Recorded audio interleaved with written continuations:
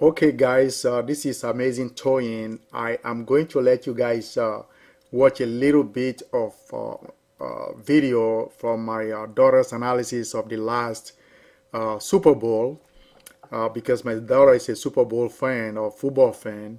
I'm not that keen on football, but she is. So we had last year we had a bet and she lost the bet. Okay, so this year she already placed a bet for $10, and her bet was on this Seattle Seahawks, right? And the reason is because the Patriots, I'll let her tell you guys. Okay, here goes. Okay, so Pumpkin here is going to give us a commentary about the Super Bowl and what's gone on over the last couple of weeks, right? Well, as you guys can see, I didn't even know who's supposed to be playing today, but my daughter is trying to explain to me. That shows how much I follow football. But I could tell you who won the Australian Open because I woke up trying to watch it, but I forgot. But I know Serena won. So it depends on what your passion is. I always watch tennis because it's an individual game. Some people like football, like Pumpkin here. But last year she lost to me because she picked the wrong team. Whatever. Right? Okay, I like the Broncos.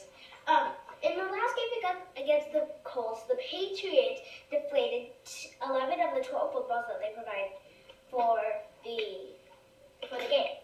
The Tom Brady and the coach say they're not going to address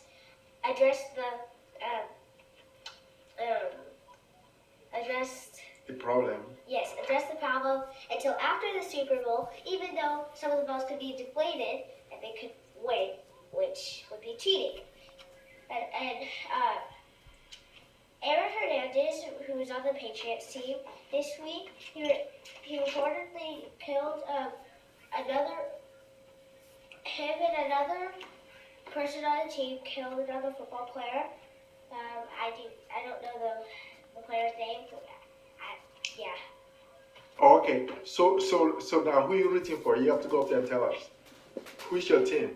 The Seahawks, because I'm calling them the Deflatriots. What do you call them? The Deflatriots. The what? The Deflatriots. The Deflatrians. Yeah. Instead of the Patriots. Yeah. And why are you calling them the Deflatrians? Because they're dirty cheaters who deflated all the footballs. And you think by deflating football that helped them win? Yes. They won against the Colts. Oh, really?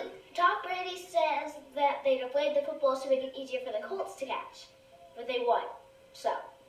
Oh, so it will be easier for the Colts to catch? Yeah, but I'm really? questioning that because they won. So why is he trying to help the Colts instead of fighting himself? I don't know. Starting lying? Probably.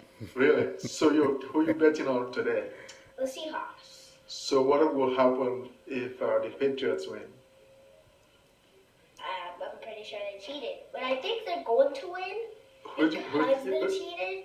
But, so I'm probably going to bet on the Patriots, right? And so how much you want to bet? 10. 10 bucks? Yeah, 10. Okay. So let's see who wins this time. Because last year I beat you, remember? Yeah, but who played last year? I don't even the remember. Broncos or the Seahawks? And who lost? The Broncos. It was 8-42. Really? Sad. I don't even remember. Okay, that's our football commentary right there, okay? Well, I'm going to go back to work because I got a video to upload for my members. So right now, I'll come back to catch up on the Super Bowl. All right? Bye.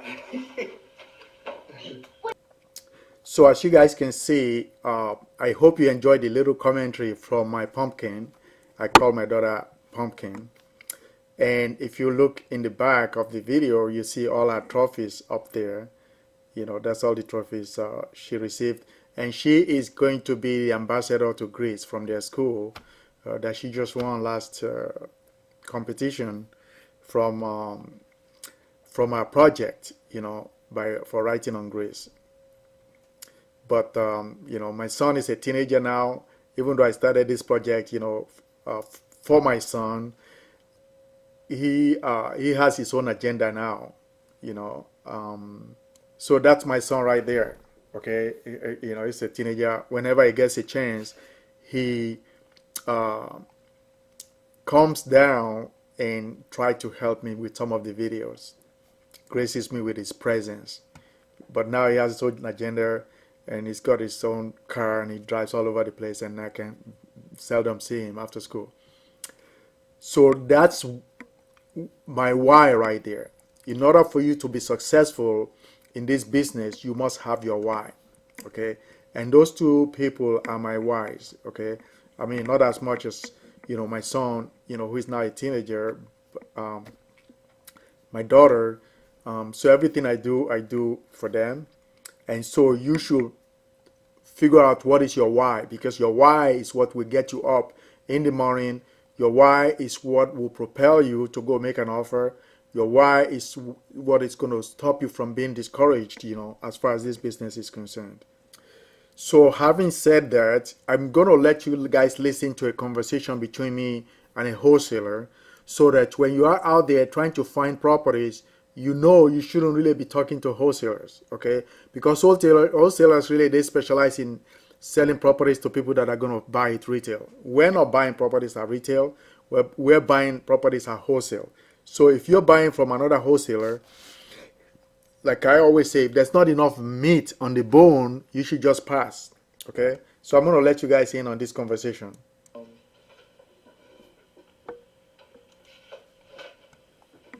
Okay, Autumn Leaves Avenue, correct, yeah, okay.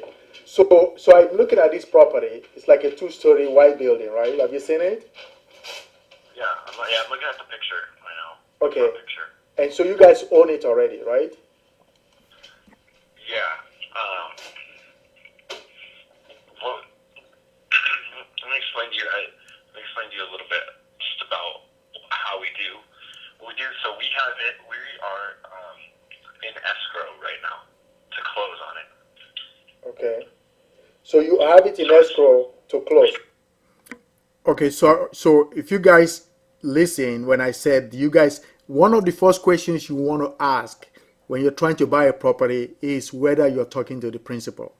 Are you talking to the owner, a representative of the owner, the agent, or whoever it is? Okay?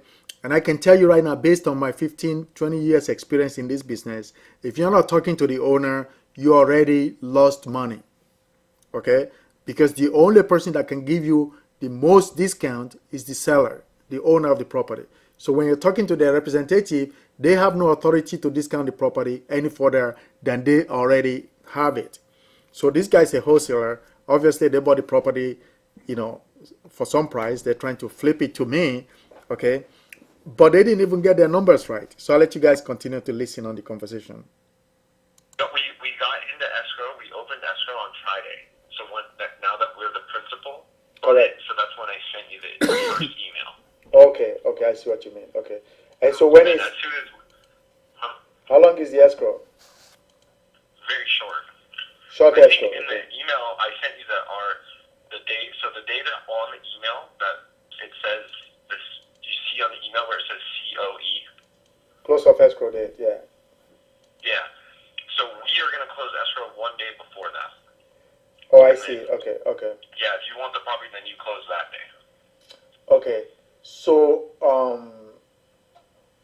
and so you are asking me to buy this property for how much? What did I put on there? I think it was like 260. Yeah, you said 260, right? Yeah.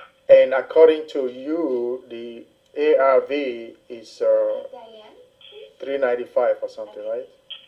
375. But then I heard other people say that it was even higher than that. Like 410 is what I heard. So the ARV is 375. That's after repair, right? Okay, so I'm stopping the video a little bit. Now, you know, he sent me information that the ARV, which is the after repair value of this property, is $375,000, right? That's what he told me, 375. Now he's trying to tell me other people think it's worth 410, right? Well, you're going to hear what I told him about other people in a minute, okay? because I don't buy properties based on what other people say. I buy a property based on what I think is worth. What I think is worth. And that's the lesson I want you guys to learn. Okay? You can't buy property on what the agent says or what the appraiser says. And sometimes I dispute appraisers' information. You know, I dispute. I mean, we just bought a property in the same place where he's talking about. He has this property, okay, same area. You know, the first appraisal came in at $160,000. I went back and I told the lender, you know what, this appraiser is out of his mind. I called the appraiser and I said, how did you get to this price of 160? Okay, did you notice how much work is needed in the house, right? Did you take that into consideration? Guess what he told me? No, I didn't. I just appraised it based on what I think other properties are selling for. I say, oh, really? So if somebody came in right now, you're telling me that they should pay 160, even though they have to spend another 40,000 fixing up the property. So that would make the property like 200,000 higher than other properties, right? He said, well, you know, I mean, that's, so I talked to the lender and I put my case before them and I told them, look, you know what, if you want to be realistic, we need to get a second opinion. We got a second opinion. The value came down by another $40,000. Okay, so we ended up, you know, buying this property for about $112,000. Okay, you know, so from 160 to 112. I mean, you could see. So if you don't negotiate, you're not going to get anywhere. Okay, so you got to learn the negotiation techniques. Okay, in terms of justifying value. Okay, so let's continue with this video. Yeah. Okay. Now, I mean, if the after repair is $375, okay, you know, I mean, the most we can pay for this property is about $262. 262? Yes. Okay. So I don't know, you know, how you guys calculate your stuff. We pay 70% of after repair value. Okay. So You guys do what? we only buy at 70% of after repair value. Right. So the after repair value on this property is $262. I mean, it's $375,000, right? 70% of that is $262. Right. And so we have it for 260. So does that work? Okay, but you have it for $260. Then I have to spend $40,000 fixing it up. So if I subtract $40,000, okay, the most I can pay for this property is $222. Okay, so you guys see right there how we come to value. Okay, this is how we determine value, right? This is an equation you got to learn, and you have to be able to do it in your head, because sometimes when you're talking to sellers and they give you a price, okay, you have to be able to calculate. Say for example, let me show you right here. So you're talking to a seller and they say, you know what, I will sell you my property for $200,000. Okay. Now, regardless of whether this property is brand new, it's 100 years old, okay, the next question I always ask them is this, right? If that's their price, then I ask them, Mr. Seller, how much do you think your property is worth? Or sometimes they'll tell me, oh, I think it's worth $230, right? Okay. So if it's worth $230, if you read here, they already agreed to sell it to you for $200. So right now there's a $30,000 spread right there. Okay, but this $230 is their thinking, right? It could be worth $230 or possibly more. They sometimes don't know, or sometimes they check on these websites, you know, like, you know, I don't want to mention their name, but it starts with a Z, and another one starts with T, and one start with R. You know, I don't even worry about them because I just use them to gauge values. I don't use them to determine whether I'm going to buy a property. Okay, I use other means to determine if I'm going to buy a property, right? So I said to the seller, okay, so you want to sell me this property for $200,000. Okay, immediately in my head, okay, before I even ask them whether the property need work, how the roof is, in my head I'm thinking the most I want to pay for this property is $140. Okay, And how did I get to 140? It's 200,000 times 0.7, okay, which is the same as 70%. Okay, now, so if I don't have to spend anything on this property fixing it, right, the most I will pay for it is 140, right? Now, so then I asked the seller, you know, how is the property? Does it need any work, right? And they tell me, well, you know, it needs some carpet. Okay, that's about $5,000 right there. Okay, you know, the seller might tell you, oh, it's only 2,000. Well, that's 5,000 as far as I'm concerned. Okay, how is the roof? Oh, the roof, you know, might need, it's got holes in it. How old is the roof? Well, the roof is 18 years old. Well, if your roof is more than 10, 15 years old, you probably be thinking about replacing it. So you could budget 10 grand right there. Okay, you know, so these numbers like sometimes seems bigger to you guys, and you'll be thinking, wait a minute, okay, I mean, the guy is asking for 200, you're already down to like what? I'm already down to 120, right?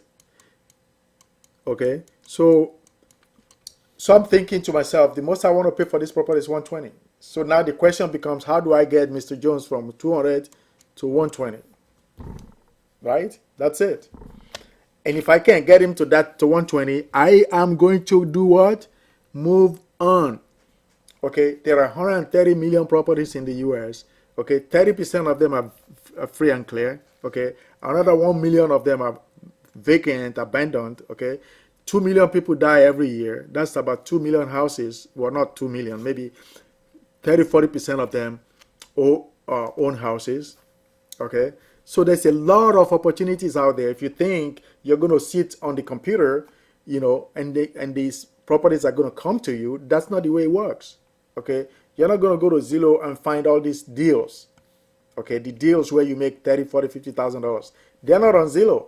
You have to go look for them. And part of the things I want to teach you is how to find those kind of properties. Okay, where the owner is actually calling you. I'm going to let you guys listen on some conversations that I have with some other owners. Okay, so let me just let you guys listen a little bit on this further on this conversation with this guy.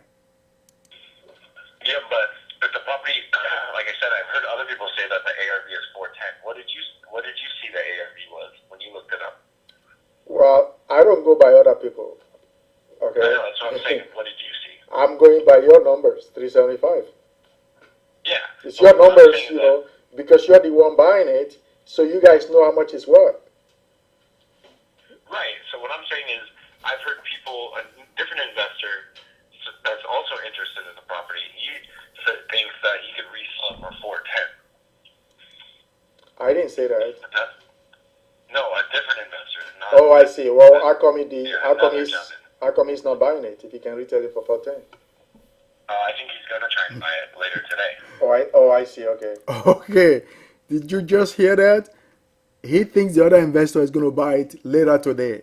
Why, if that's the case, why is he calling me? Okay, so when people try to scare you, oh, somebody's going to make an offer on my property, oh, I got 2 offers coming in, I just laugh at them. If you got 2 offers coming in, why are you calling me? I mean, actually, I say it differently. I say, why the F are you calling me? That's really what I like to say to them. Why the F are you wasting my time? I don't like to swear, but every once in a while, I have to say that, you know, because people kind of like drive me nuts. Okay, first of all, they don't know what they're doing. Okay, number 2, they're looking for somebody who is as dumb as they are. Okay, just to dump something off. They want to dump their property on me, right? And if you're a novice, you'll be like so anxious. Okay, and unfortunately for you, if you're a novice and you have money, they will put you in a hole because you buy property. Okay, you put your money in it, and guess what? Coming out, you're going to lose money. Okay, that's why this lesson is so important. Anyway, so I'm going to move on. I'm going to play another video for you guys where I actually talk to an owner that actually agreed to give me a discount. Okay, so let me find a video right here. Okay, this next property, I'm just gonna let you guys listen in to some parts of the conversation because it's pretty long. I spent about 17 minutes with this lady on the phone because I mean, when somebody's gonna give you $30,000, I mean, 17 minutes is not too much to spend with them, especially on the phone if they're across the U.S. This lady is way on the northernmost part of the eastern coast, right? And so I spent some time with her, okay? But she was nice, and we spoke for a while, and so eventually I sent her an offer. She's happy with the offer on the property, and we're gonna move forward. Elizabeth, and I'm calling about your house. Oh, okay. Hi. Hi. Are you the So one I've been sending things to? yeah, Oh, nice to talk to you. yeah, nice to talk to you. So tell me about this house. Tell you about the house. Well, it's 3 bedroom, 2 bath, and I have the appraisal. If you want a copy of it, I can scan it and send it to you. Okay. And yeah, and that would give you all the houses it was compared to and things like that in the neighborhood. And it's got hardwood floors throughout. They're from the 50s when the house was originally built, and they are in excellent shape. And the other floors are tiled with real tile. Okay, so if you guys notice, when you're talking to an owner, right, one of the things that I have is the 10 commandments of real estate investing, right? Now, and the number one commandment is that don't waste your time with a seller who is not motivated, okay? That's the first commandment, okay? Because a motivated seller will help you buy the property.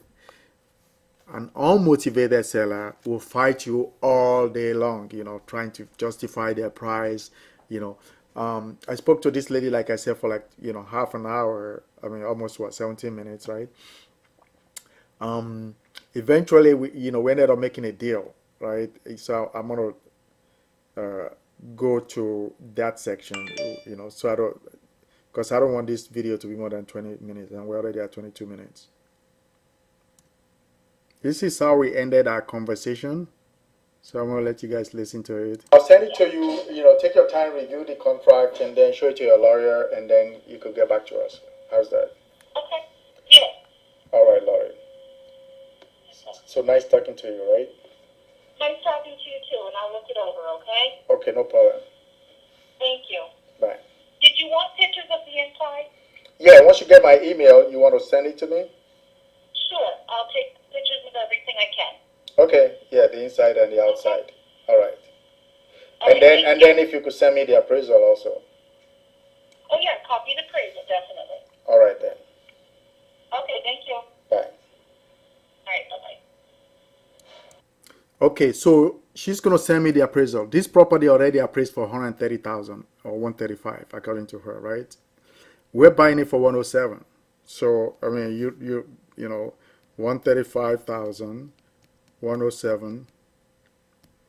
Okay, that's $28,000, right? And if you look at it here, there's nothing to be done on the property. Everything is redone. Okay, so those are the kind of deals you want to get, but you can only get these kind of deals by talking to the owners. Okay, so if you're looking to take a shortcut, right, by just sitting, online and copying information from one agent and sending it to us, you're wasting our time and you're wasting yours. Okay, so I got a machine that does that, and if you don't if you want to listen, in my next video I'll let you guys listen to calls where the sellers are calling me trying to sell me their property. Okay, because I don't necessarily depend on the property locators to get my own deals. Okay, I'm doing this because I figured there are people out there that want to learn the business. I'm willing to teach them. Okay, but I don't want to teach lazy people. If you're not willing to work hard and follow instructions, okay, follow instructions, okay, and do exactly as I told you. And the reason you have to follow me is because I've done it. I've bought over 400 properties. Okay, I've made millions and millions of dollars in deals. I still do it on a daily basis. I know how to do it. So if I tell you this is the way to go, okay, and you want to go a different direction, that's fine. But don't come up to the website wasting my time by sending me deals that I know it's not going to work. Okay, so if you're not talking to the owner, you probably shouldn't even be submitting the deal. It's as simple as that. Okay, because I don't want to talk to agents. That tell you right now, I don't like talking to agents because number one, they have no reason to give me a discount. Okay, the reason they can't give you a discount is very simple. Okay, they went to the owner and told the owner, I mean, for those of you that don't know why agents don't give discounts, let me tell you right now. Okay, so agent went to the owner and said to the owner, okay, Mr. Jones, I think your property is worth 250. Okay, that's how much I think your property is worth, and I'm going to help you sell it and get you 250. In order for me to help you sell it, I'm going to have to add my commission. So now the agent adds 6%. Okay, so the agent adds another $15,000 to the property. Okay, and so they're looking for some crazy person, stupid person who doesn't know what prices are, right, to come and buy this property that is the agent thinks is worth for 250, probably way more than what the market really is. So they're looking for somebody to buy it for 265,000, right? Now, so now you call the agent puts all the kind of description, owner flexible this, flexible that, owner willing to cooperate, whatever, right? I don't buy all that. So so you call the agent, you're telling the agent to now give you a discount of $30,000, right? What do you think the agent is going to do? It's going to look at you like, are you out of your mind, stupid? Where have you heard somebody gives $30,000 discount? Okay, the reason the agents don't know about huge discounts is because they don't practice their craft. Okay, they're not investors, they're commissioned agents. Their goal is to get a 6% commission, 15,000, right?